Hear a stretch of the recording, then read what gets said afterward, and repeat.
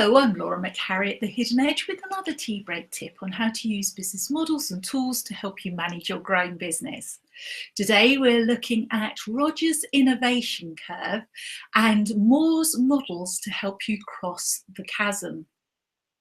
Both really useful to consider when you're positioning yourself in the market. Rogers identified the percentage of the market who would engage with an innovative product or service over a given period of time.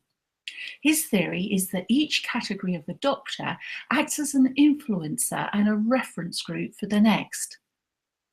But there is a problem with this theory, and it lies between the early adopter and the early majority. These groups don't reference each other because their psychographics are different.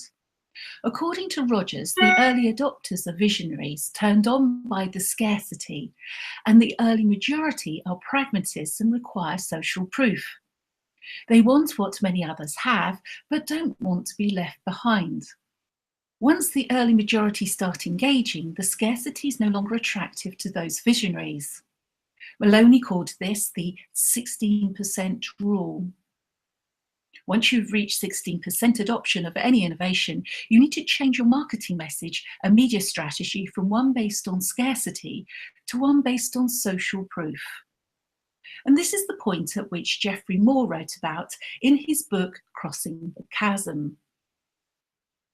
Moore argues that the fundamental issues that entrepreneurs face when trying to cross the chasm is that whilst early adopters are forgiving with incomplete offerings, the early majority is pragmatic and will only accept the product if it solves the problem that they actually have rather than its future potential. Moore argues that in order to successfully cross the chasm, you need to create the whole product. And this is a model that helps us break it down into bite-sized chunks. He said that we shouldn't try and cross the chasm without a complete feature set and all bugs, if it happens to be that sort of program, eliminated. We need to position the product appropriately for skeptical pragmatism and price the product relative to the competitive comparisons. Moore's second model is the bowling alley metaphor. This is the premise that when you're ready to cross the chasm, it helps to segment specific markets in the early majority that you wish to target.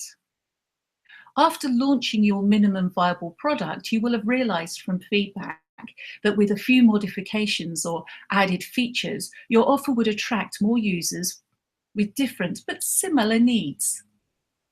The idea of the bowling alley is to identify how each added extra meets a specific segment's needs and thereby builds the whole product and addresses the market needs for that segment. So the initial product, the application 1, meets the needs of segment 1. What could you add into the whole product, so an application 2, that would meet the needs of segment 2?